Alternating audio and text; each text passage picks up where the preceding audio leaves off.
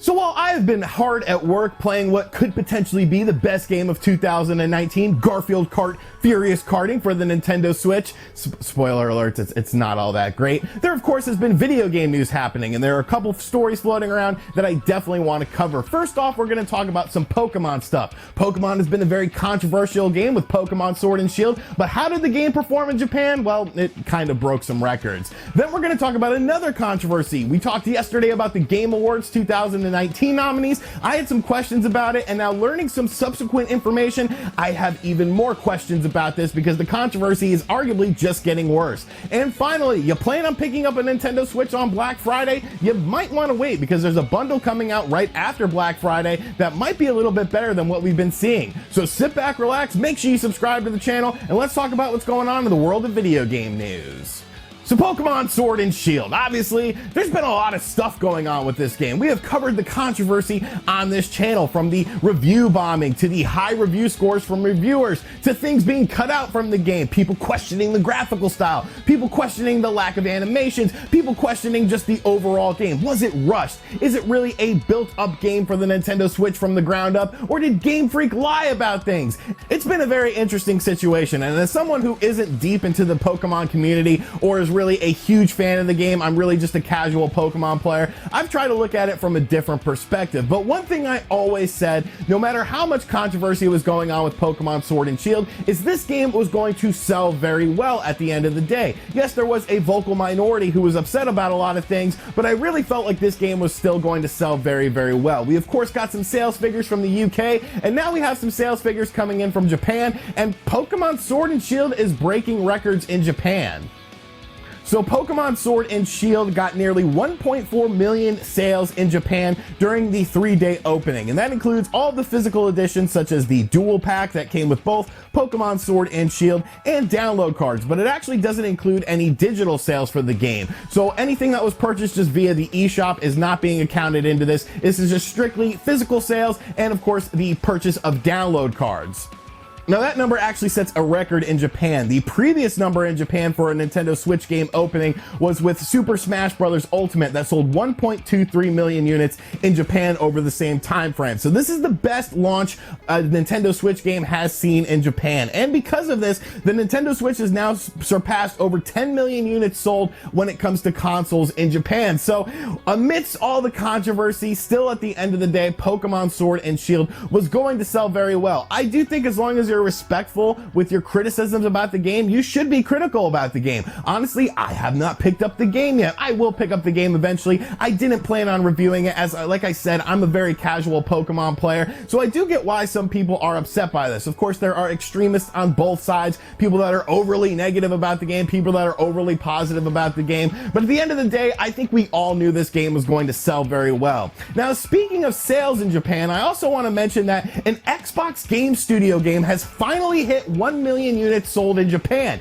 Now, of course, Xbox and the Xbox brand has never really gotten off to a good start in Japan. It's always looked at as a system that the Japanese marketplace just doesn't like. Of course, the original Xbox launched with that huge Duke controller, and everyone was like, well, what the hell is this? The Japanese audience seems to like smaller and slimmer systems when it comes to their consoles. But yes, Xbox Game Studio has actually hit a million seller in Japan, and it's a Nintendo Switch game. Minecraft for the Nintendo Switch has eclipsed 1 million units sold in Japan, making it the first Xbox Game Studio game to hit 1 million units sold in the country. Considering the fact that Xbox has been in that country for quite a while, it's a very interesting situation. Now, what's really interesting about this to me is the fact that this is the first third-party game to hit 1 million units sold in Japan for the Nintendo Switch. So this actually did better than things like Dragon Quest XI, which was a very popular game in the region. So hats off to Microsoft. You got a million seller in Japan now, so that's a good thing.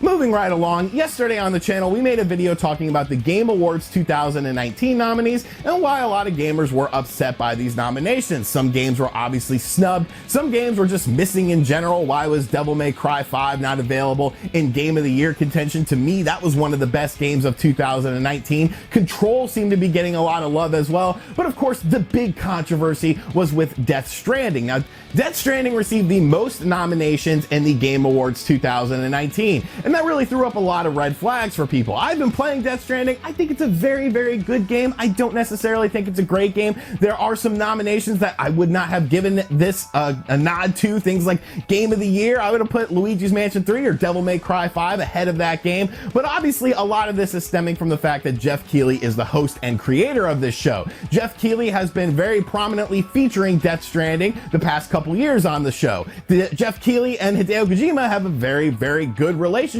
and Jeff Keighley is actually in Death Stranding. So a lot of people are like, this is a conflict of interest, myself included. I definitely feel like that the Game Awards has been used sort of as a promotional tool to some extent for Death Stranding and creating hype around this game.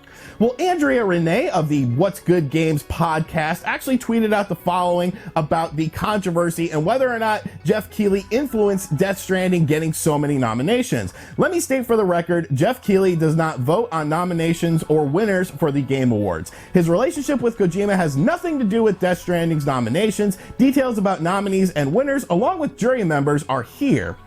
So I decided to pull up this list of jury members because I was very interested to see who was actually nominating these things. It's supposedly done by a panel of 80 different people from all across the world. So I wanted to see why these people were so into Death Stranding and why games like Devil May Cry 5 and Luigi's Mansion 3 kind of got the snub for Game of the Year. And I definitely found some highlights when it comes to the people who are nominating these games for the Game Awards. So highlights from the United States portion of the panel of people who pick nominees include the following. We have What's Good Games, so at least Andrea Renee knows what she's talking about with this. She obviously has an inside look into it. We have Entertainment Weekly, the LA Times, The Hollywood Reporter, and Vice.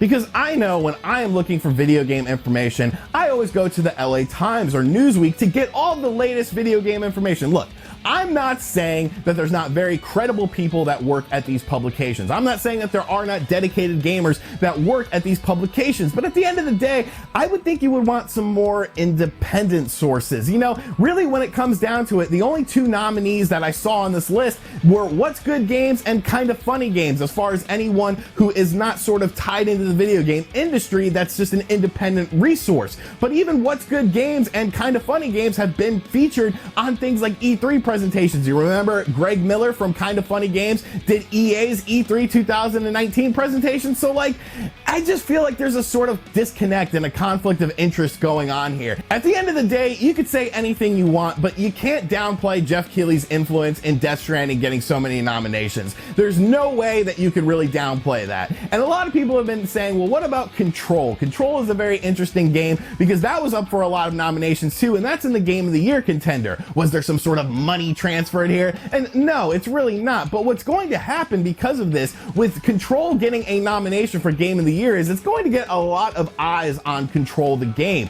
Because let's be real here, Control sort of bombed when it came out. It was quickly put on sale at many retailers. But maybe a lot of casual gamers who end up watching the Game Awards, which is a very popular show, will now be introduced to Control because of this game. And that will help increase sales for Control. So I'm not the tinfoil hat conspiracy that like people are paying to put their games in here, but I definitely think there's sort of a disconnect and there's some weird stuff going on in the back end of the Game Awards 2019. But am I just being a crazy conspiracy theorist? Let me know in the comments down below. And finally, the craziest shopping day of the year is nearly upon us, and that is of course Black Friday 2019. I will be doing my yearly video talking about the best Nintendo Switch deals for Black Friday 2019, of course, but if you plan on picking up a Nintendo Switch during Black Friday, you actually might want to wait because there's been a new bundle leaked that is actually better than the bundles I have seen so far for Black Friday 2019. Now, a Walmart flyer has leaked, and in this leaked ad, you basically see a brand new Nintendo Switch bundle that is coming out on December 3rd, so a little bit after Black Friday. Now, this is also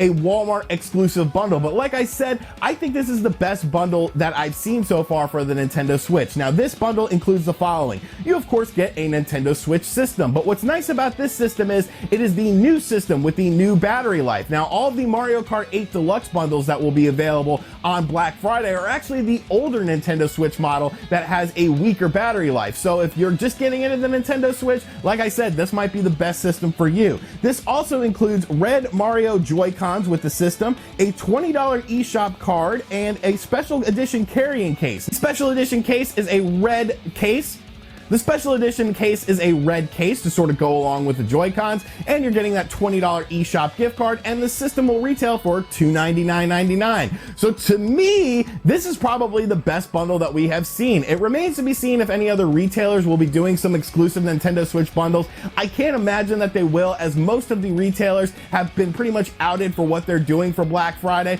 But if you're in the market for a Nintendo Switch and you want the standard Nintendo Switch model so that you can play it on your television or in handheld mode, I honestly think this is going to be your best bet. Yes, it'll probably be a pain in the ass having to wait a little bit and getting out there in December because everyone's going crazy, but everyone's going crazy on Black Friday anyways. Just don't go shopping at the end of November and into December. Like, go on Amazon or something. But if you're definitely in the market for a new Switch model, I think this is the one to pick up. All right, so that is going to do it for today's video. Let me know in the comment section down below what you think of everything. Are you surprised that Pokemon Sword and Shield is breaking sales record? Are you surprised that an Xbox game actually hit 1 million units sold in Japan, even though it's kind of technically not an Xbox game? What do you think of the Game Awards 2019 controversy? And are you interested in this leaked Nintendo Switch bundle? And as always, guys, thank you for checking out this video. If you're new to the channel, make sure you subscribe and turn on notifications. Check out other videos on the channel. And as always, I'll catch you guys on the next one. I gotta get back to Garfield Kart, baby. Garfield Kart!